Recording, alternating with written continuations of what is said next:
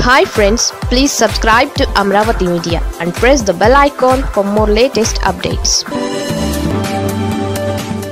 Jagan coterie నుంచి ఆ కీలక నేత అవుట్. వైఎస్ జగన్మోహన్ రెడ్డి కోటరీలో సభ్యుడిగా ఉన్నారు చెవిరెడ్డి భాస్కర్ రెడ్డి. అయితే జగన్మోహన్ రెడ్డిని వాడుకుంటున్నారే తప్ప అధినేతకు కానీ పార్టీకి కానీ ఆయన ఉపయోగపడడం లేదన్న టాక్ ఉంది. తన వీర విధేయతతో జగన్మోహన్ రెడ్డికి అత్యంత దగ్గరయ్యారు చెవిరెడ్డి భాస్కర్ రెడ్డి. గత 10 ఏళ్లలో అనేక రకాలుగా లబ్ధి పొందారు. పార్టీ అధినేత ఇప్పుడు కష్టాల్లో ఉంటే తనకు పట్టనట్లుగా వ్యవహరిస్తున్నారట చెవిరెడ్డి భాస్కర్ రెడ్డి. ఇప్పుడు ఆయన వ్యవహార శైలి హాట్ టాపిక్ అవుతోంది. కేసులకు భయపడి ఆయన ఏమీ మాట్లాడడం లేదని పార్టీలోని ఒక వర్గం ఆరోపిస్తోంది. వైఎస్ఆర్ కాంగ్రెస్ పార్టీ ఓడిపోయిన తరువాత కీలక నేతలు పార్టీకి గుడ్ బై చెబుతున్నారు. పార్టీలో నెంబర్ 2గా ఉన్న విజయసాయిరెడ్డి లాంటి వారు కూడా రాజీనామా చేశారు. అయితే జగన్మోహన్ రెడ్డికి అత్యంత విధేయులుగా ఉన్నారు వైవి సుబ్బారెడ్డి, సజ్జల రామకృష్ణారెడ్డి, చెవిరెడ్డి భాస్కర్ రెడ్డి. అయితే ఆ ఇద్దరు నేతలు సమయం వచ్చినప్పుడల్లా మాట్లాడుతున్నారు.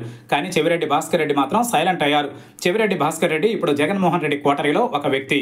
2024 సార్వత్రిక ఎన్నికలకు ముందు జగన్ టీంలో చేరారు చెవిరెడ్డి.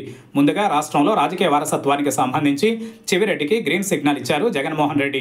చంద్రగిరి నియోజకవర్గంలో భాస్కర్ రెడ్డి కుమారుడు మోహిత్ రెడ్డికి అవకాశం కల్పించారు. అయితే ఇక నుంచి తాను తాడేపల్లి ప్యాలెస్ లో ఉంటానని, మీ టీంలో చేర్పించుకోవాలని చెవిరెడ్డి జగన్మోహన్ రెడ్డిని పలుమార్లు అడిగారట. అలా తాడేపల్లి కేంద్ర కార్యాలయంలోకి ఎంట్రీ ఇచ్చారు చెవిరెడ్డి భాస్కర్ రెడ్డి. కానీ ఎందుకో మిగతా నేతల మాదిరిగా చెవిరెడ్డి భాస్కర్ రెడ్డి యాక్టివ్గా పనిచేయడం లేదట. వాస్తవానికి చెవిరెడ్డికి చాలా రకాల అవకాశం ఇచ్చారు జగన్మోహన్ రెడ్డి. సార్వత్రిక ఎన్నికలలో ఏకంగా ఒంగోలు జిల్లానే అప్పగించారు.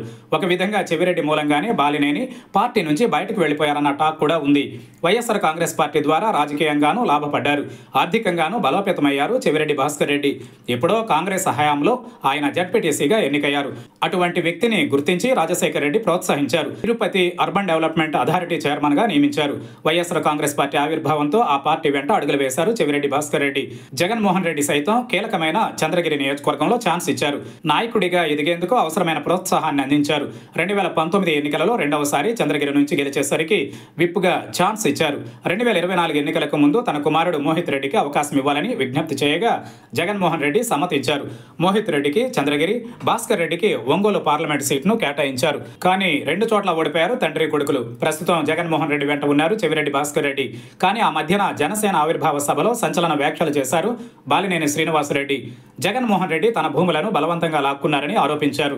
అయితే ఒంగోలు పార్లమెంట్ ఇన్ఛార్జిగా ఉన్న చెవిరెడ్డి భాస్కర్ రెడ్డి మాత్రం ఈ మాటలను చెవికెక్కించుకోలేదు. మీడియా ముందుకు వచ్చి ఖండించలేదు. అసలు బాలినేనికి కౌంటర్ ఇవ్వలేకపోయారు. అయితే దీనిని ప్రత్యేకంగా గుర్తించారట జగన్మోహన్ రెడ్డి.